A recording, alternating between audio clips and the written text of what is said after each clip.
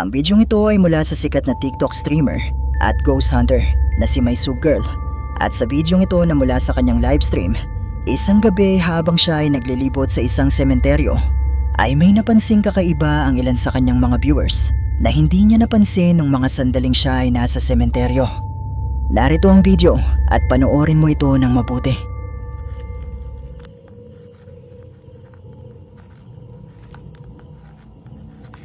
Ito yung ito yung paligid.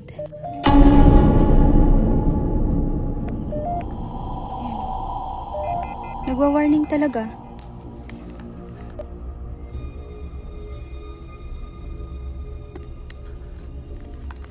Nagbe-blurred. Oops. Na yun. Mula sa bahaging ito ng kanyang livestream, lingid sa kanyang kaalaman, ay may nakunan pala ang kanyang kamera na isang imahe na animoy isang tao na naglalakad sa dilim at walang kahit anumang dalang ilaw.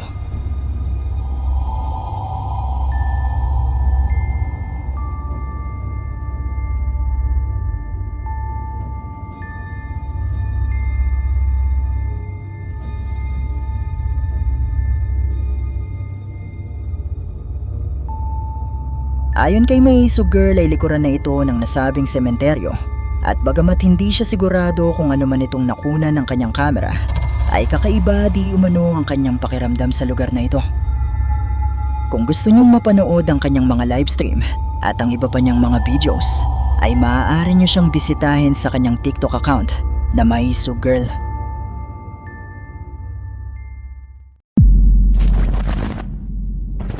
Ang bidyong ito ay ibinahagi sa atin ng isa sa ating mga viewers na si RG Wah at mula naman ito kay Facebook user Kyle. Ang bidyong ito ay kuha isang gabi nang mapadaan sila sa isang sementeryo na kung saan habang nagbibiruan sila tungkol sa mga multo ay tila merong nakuna na kakaiba ang kanilang kamera.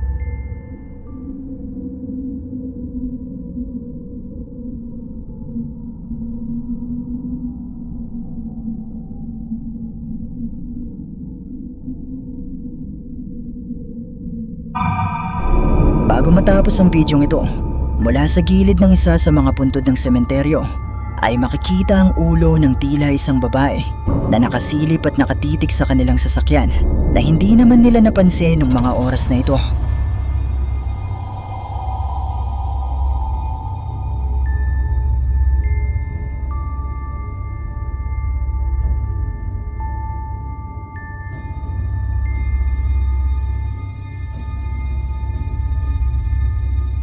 Base sa caption ni Kyle ay hindi siya sigurado kung ano nga ba talaga ang nakunan nila sa sementeryo nung gabing ito. Pero marami sa mga comments sa bidyong ito ang naniniwala na posibleng isa itong multo. Pero kayo, ano sa tingin nyo ang isang ito?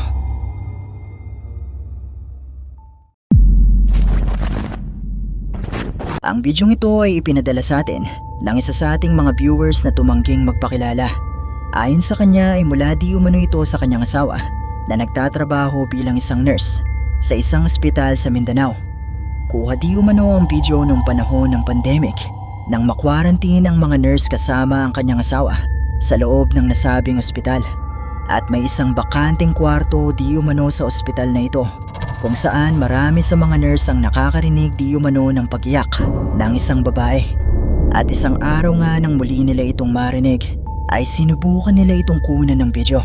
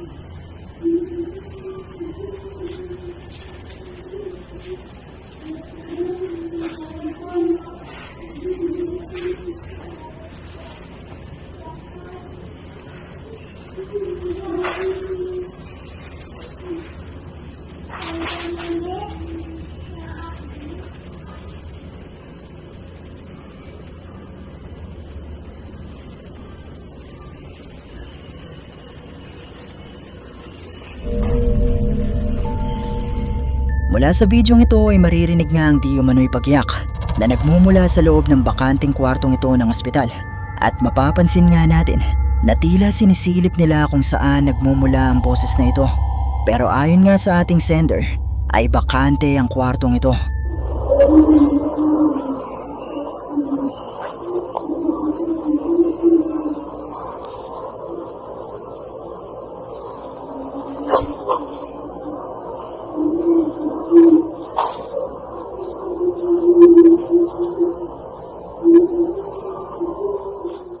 Wait, napansin ko na 80% sa mga viewers ay hindi pa nakasubscribe dito sa ating channel. Kaya naman kung ikaw ay isa sa 80% na ito, iniimbitahan kita na i-hit ang subscribe button at ang notification bell dahil marami pong mga nakakatakot na videos ang paparating. Ang Chinese ghost hunter na si Xiaolong na may YouTube channel na Horror Xiaolong ay binisita ang isang abandonadong gusali sa China na pinaniniwalaang haunted. Ayon sa mga kwento ay nagkaroon ng sunog sa gusaling ito na naging dahilan ng pagpanaw ng marami sa mga nakatira dito. At matapos nga ang pangyayari na ito ay dito na nagsimula ang mga pagpaparamdam sa nasabing gusali. At ang mga residente na malapit dito ay nagsasabing nakakarinig pa rin sila ng mga ingay at mga boses. May ilan pang ang kwento na may nagpapakita di umanong mga tao dito na may sunog na balat. At sinubukan nga na mag-imbestiga ni Xiaolong habang siya ay naka-livestream para alamin kung may katotohanan nga ba ang mga kwentong ito. 我操，像驴！我操，那啥玩意儿呢？那门口，哎，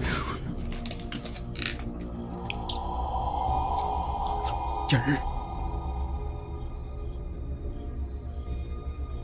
谁搁里边呢？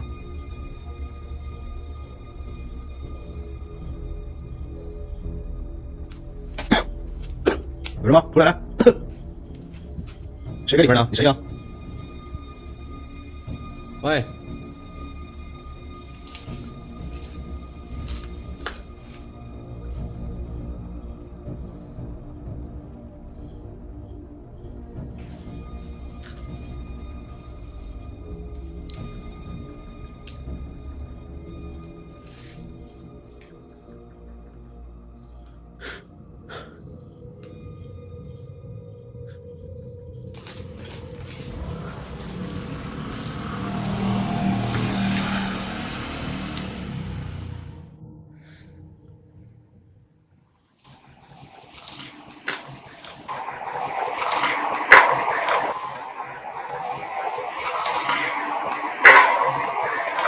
喂，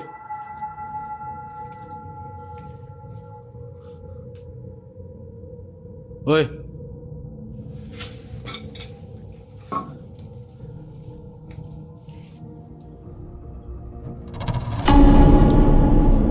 我操你妈！你妈了个逼！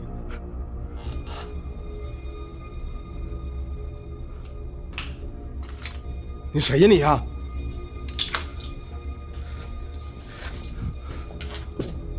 哥们儿，你谁呀？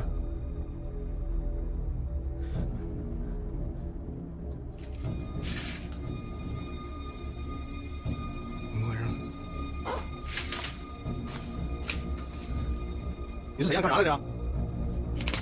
你说话，你干啥的？门都关上。出来，谁呀？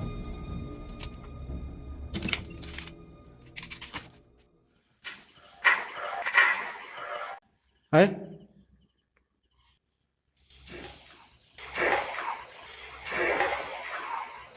哎，听见没？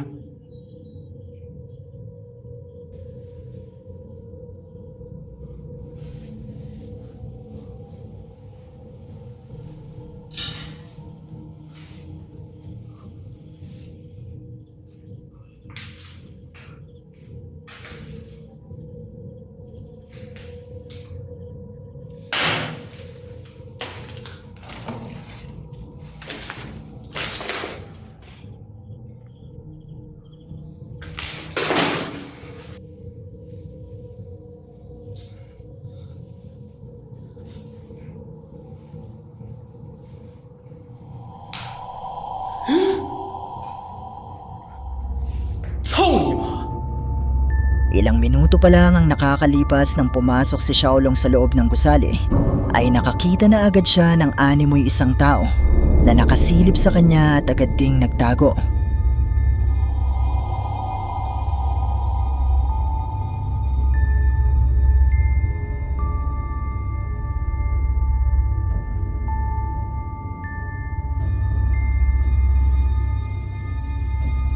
Noong una ay inisip niya na posibleng isa lang itong tao na pasikreto na naninirahan dito. Pero maya-maya pa ay muli siyang nakakita ng animoy isang tao na sumilip din sa kanya.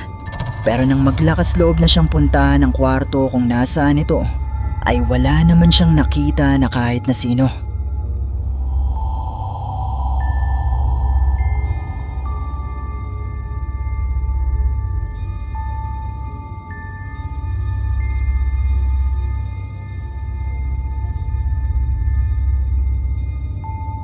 Ipinakita rin ni Xiaolong na nasa mataas na palapag siya ng gusali, kung kaya naman imposibleng dito lumabas ang kung anumang nakita niya.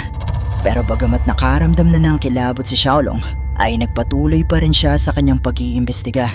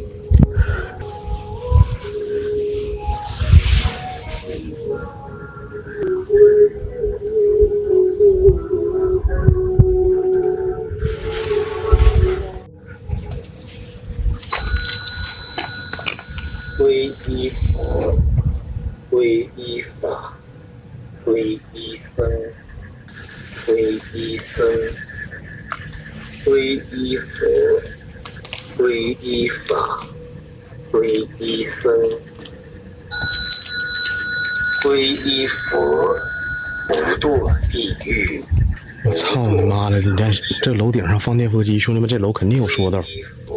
哎，我操你妈！我吓死了！我寻思谁给这家唱歌呢？肯定是超度那个东西呢。咱们看着那个脏东西。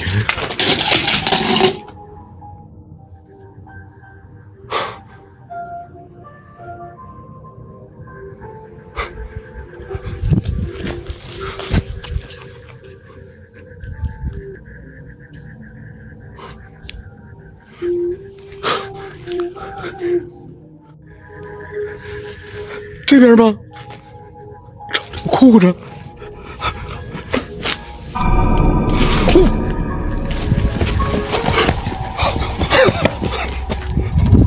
Nakarinig si Xiaolong ng mga yabag at boses na nagmumula sa rooftop ng gusali, pati na rin ang isang tugtog na sa kanyang pagpanik ay napag-alaman niya na nagmula pala sa isang solar-powered speaker na ito. Maya-maya pa ay bigla na lang bumagsak ang speaker at nang sumilip siya sa siwang ng harang na ito, ay nakita niya ang mga paang ito ng animoy isang tao na naglalakad sa rooftop.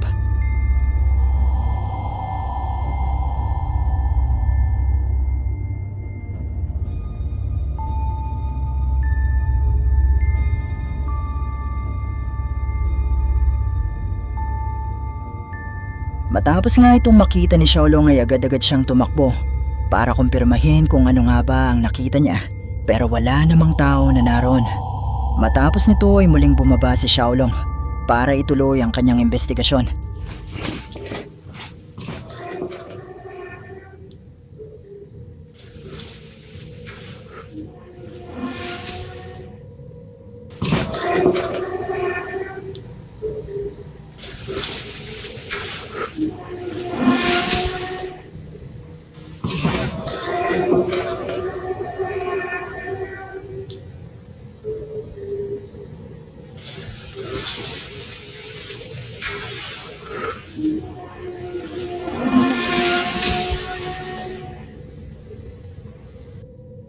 我操你妈，这啥声？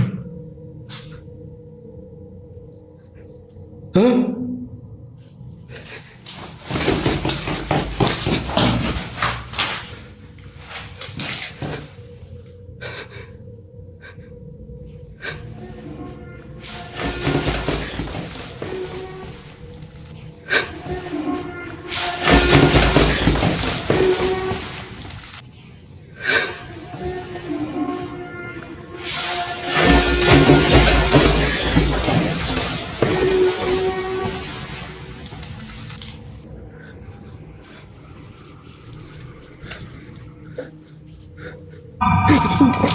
我操你妈！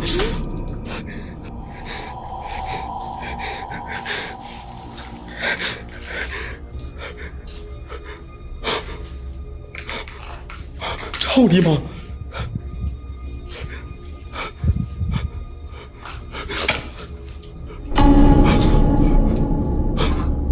我操你妈！哎呀，我操！我感觉跟这样坐着呢。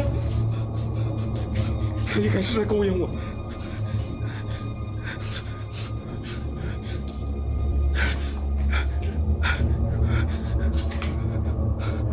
操你妈！你啥意思啊？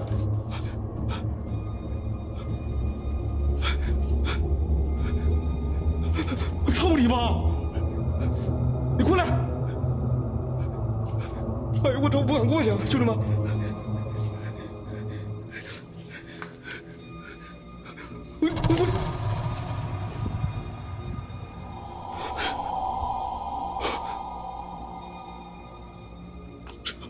我妈了个逼，这是啥意思？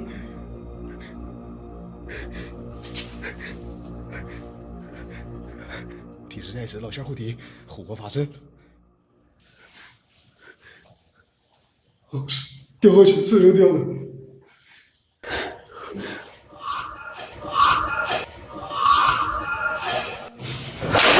我操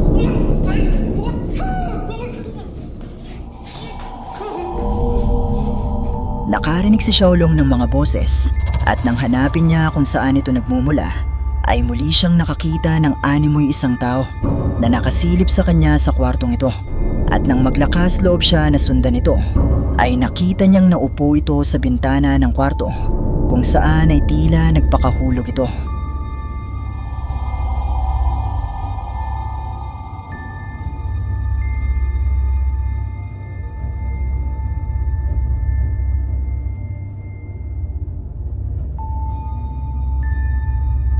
Ang mga tunog at mga pagpaparamdam kayang ito na naidokumento ni Xiaolong ay mga patunay na totoong haunted ang abandonadong gusaling ito. Mga multo nga kaya ang nagpakita sa kanyang livestream. Kayo, ano sa palagay nyo?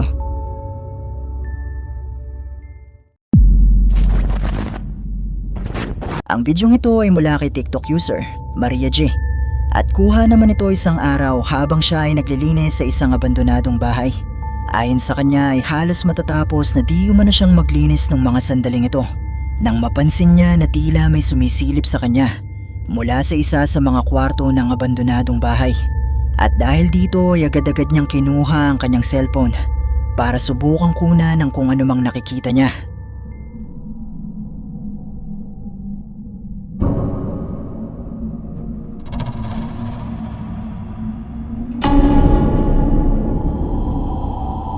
Mula sa pintuan ng kwartong ito sa dulo ay makikita ang isang imahe na animoy ulo ng isang babae na sumisilip sa kanya at wari ba'y nahihiwagahan sa kung ano man ang kanyang ginagawa.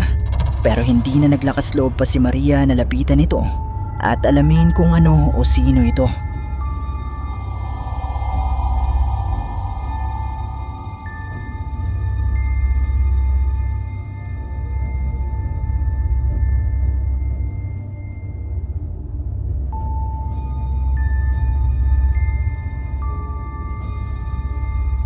Ayon sa mga comments ay mapapansin di umano na tila wala itong mga mata at wala itong anino na dapat ay makikita sa bahaging ito.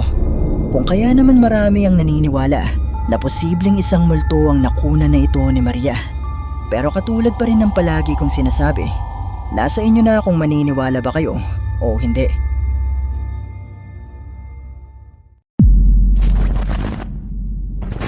Ang bidyong ito ay ipinadala naman sa atin ng isa sa ating mga viewers na tumangging magpakilala at mula naman di umano ito sa isang TikTok user na hindi na niya maalala ang pangalan.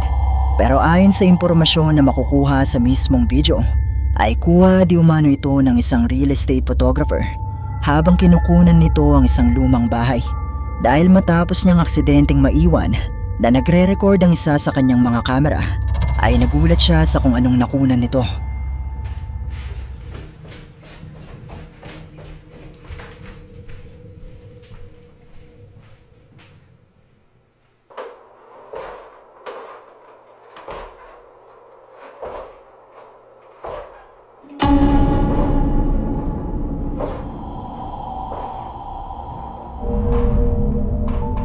Sa umpisa ng video ay makikita natin ang nasabing photographer na siyang may-ari ng bidyong ito na bumababa sa hagdan.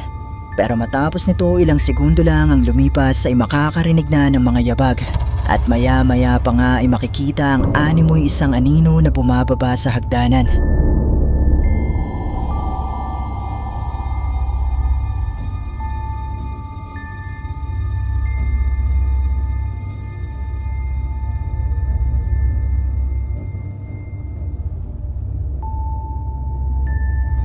Ayon sa ating sender ay mag-isa lang di umano ang photographer ng mga oras na ito, kung kaya naman walang ibang pwedeng pagmulan ang anino na ito bukod sa kanya. Pero posible nga kaya na isa itong multo. Kayo na ang bahalang humusga. At dito na nagtatapos ang ating video. Kung nagustuhan mo ang video ito, sana ay mag-iwan ka ng like at ng iyong komento. At kung hindi ka pa nakasubscribe sa channel na ito, ay mag-subscribe ka na at i-hit mo na rin ang notification bell para updated ka sa mga bago nating upload.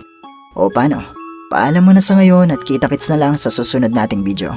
Maraming salamat. Shoutout sa ating channel members, ang Team Loyal, Zepplet PH, Jumar Safe, Pumpkin Scully, Band 77MR, Okut Sulin, Shara Maylelay Crispaday, at Jamaica Jane Layog. Hi! Kung meron kang mga videos na pwede nating i-content sa ating munting channel, i-email mo lang ito sa sircripstv@gmail.com o kaya naman na i-PM mo lang ako sa ating Facebook page. Maraming salamat!